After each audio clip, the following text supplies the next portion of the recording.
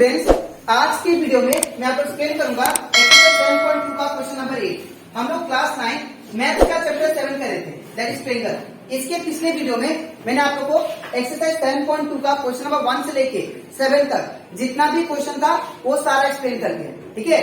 और इसी के साथ साथ मैंने आप लोगों को एक्सरसाइज 7.1 का जितना भी क्वेश्चन था वो भी करवा दिया। और इस चैप्टर का एग्जाम्पल क्वेश्चन जितना भी था और 2 थ्योरम जो इम्पोर्टेंट थ्योरम था वो भी मैंने आपको एक्सप्लेन कर दिया, ठीक है। तो अगर आपको इस चैप्टर से अगर हर एक क्वेश्चन अच्छे से सीखना है तो आप लोग उसको मेरे YouTube चैनल में जाकर उसको देख सकते हो, ठीक है। मैंने इस चैप्टर का प्लेलिस्ट बना के अपलोड कर दिया, ठीक है। इसके साथ साथ अभी तक हम लोग क्लास 9 मैथ्स का chapter 1, chapter revision, chapter 2, chapter 3 and chapter 4 and chapter 6 and chapter 12, इन सभी चैप्टर का हर एक क्वेश्चन मैंने आप लोग को डिटेल में एक्सप्लेन किया है, ठीक है। तो अगर आपको इन सभी चैप्टर का एक्सरसाइज क्वेश्चन और एग्जाम्पल क्वेश्चन, सारा एग्जाम्पल क्वेश्चन और एक्सरसाइज क्वेश्चन अच्छे से सीखना है तो आप लोग उसको मेरे YouTube चैनल में जाकर उसको देख सकते हो। मैंने हर एक चैप्टर का प्लेलिस्ट बना के अपलोड कर दिया, ठीक है। तो स्टार्ट करते हैं आज क्लास। यहाँ पे क्वेश्चन नंबर 8 में दिया गया है, so that the angles of an equilateral triangle are 60 degree. हम लोग को ये शो करना है कि एक आपके पास इक्विलेटरल ट्रायंगल है, इक्विलेटरल ट्रायंगल का हर एक एंगल 60 डिग्री के इक्वल होगा, ये आपको प्रूव करना है, ठीक है। तो हम लोग सपोज कर लेते हैं ये हो गया हम लोग का equilateral triangle A B C. तो सिंस ये इक्विलेटरल ट्रायंगल है तो इक्विलेटरल ट्रायंगल का प्रॉपर्टी होता है कि हर एक साइड क्या होता है, आपस में इक्वल होता है, ठीक है। तो यहाँ पे ये साइड और ये साइड, तीनों साइड आपस में क्या होंगे, इक्वल होंगे, ठीक है। तो यहाँ पे सबसे पहले हम लोग लिखेंगे, हम लोग क्या एज्यूम किए, एबीसी क्या है, एक टाइप का इक्विलेटरल ट्रायंगल। तो let ABC is an equilateral triangle.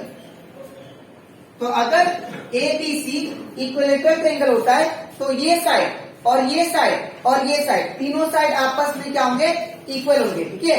That is AB is equal to BC is equal to AC, ठीक है। तो यहाँ पे लिखेंगे therefore AB is equal to BC is equal to that is AC। ये तीनों side आपस में क्या होंगे, इक्वल। तो अगर ये तीनों साइड आपस में इक्वल होते हैं तो बाई एक मैंने आप लोग को थ्योरम कराया था कि अगर साइड आपस में इक्वल होते हैं तो वो साइड का ऑपोजिट एंगल भी आपस में इक्वल होता है। जैसे कि मैं बता रहा हूं, अगर ये तीनों साइड आपस में इक्वल है तो ये साइड का ऑपोजिट एंगल कौन है, C, ये वाला, that is angle C। AB side का ऑपोजिट एंगल कौन सा है, C।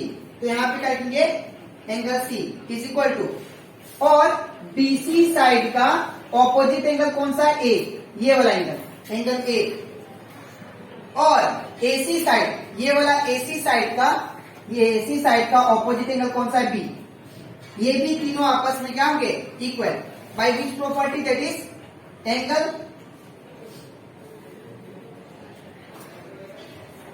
ऑपोजिट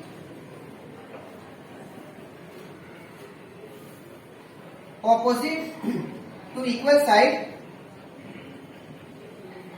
आर इक्वल, ठीक है। अगर साइड आपस में इक्वल होते हैं तो उनका ऑपोजिट जो एंगल होगा, ठीक है, वो भी आपस में क्या होंगे, इक्वल, ठीक है। तो अब हम लोग क्या करेंगे, ये तीनों एंगल आपस में इक्वल है तो मान लेते हैं let angle A is equal to angle B is equal to angle C is equal to X मान लेते हैं। ये तीनों एंगल को मैं X मान लेता हूं क्योंकि तीनों एंगल क्या है, आपस में इक्वल है, ठीक है। अब हम लोग bye angle sum property of a triangle, हम लोग जानते हैं bye angle sum property of a triangle के हिसाब से ये तीनों एंगल का सम किसके बराबर आता है, 180 के डिग्री, 180 डिग्री के बराबर आता है, ठीक है। तो यहां पर लिखिए by angle sum property of triangle,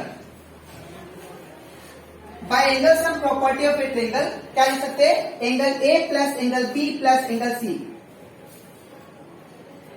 in triangle ABC क्या होगा, angle A plus angle B plus angle C equal to 180 degree के बराबर, ठीक है। ये ट्रेंगल का प्रॉपर्टी होता है कि अगर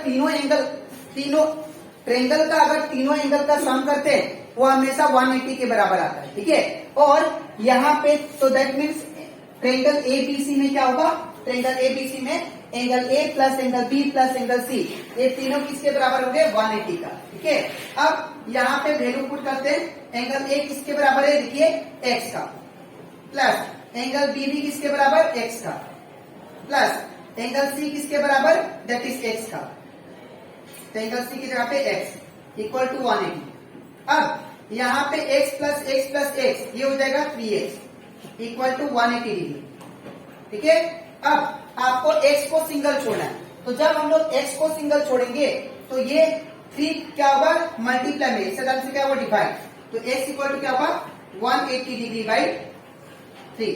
इसके बाद मैं यहाँ पे लिखता हूं, इसके बाद यहाँ पे x का x रहेगा इक्वल टू, अब 3 6 18 होता है, 0 का 0, तो कितना आ गया आपका 60 डिग्री, ठीक है।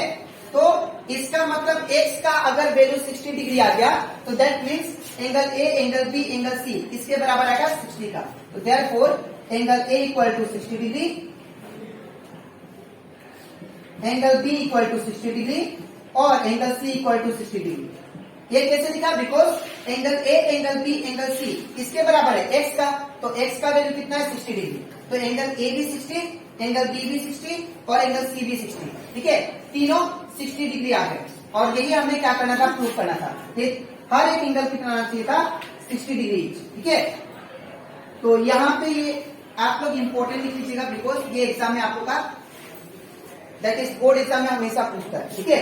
तो आई होप आपको एक क्वेश्चन दैट इज एक्सरसाइज 7.2 का क्वेश्चन नंबर 8 अच्छे से क्लियर हो गया, ठीक है। आपको लिखना कैसा है मैं बता देता हूँ। सबसे पहले ये पार्ट और इसके नीचे आपको ये लिखना है, ठीक है। तो ये कंप्लीट करता हमारा एक्सरसाइज 7.2 का क्वेश्चन नंबर 8। अब इसके नेक्स्ट वीडियो में मैं आप लोग को समझाऊंगा दैट इज 7.3 से 3 से पहले जितना भी एग्जाम्पल क्वेश्चन है वो करेंगे, ठीक है। तो आज के लिए इतना ही, मिलते हैं नेक्स्ट वीडियो में, चलो ठीक है।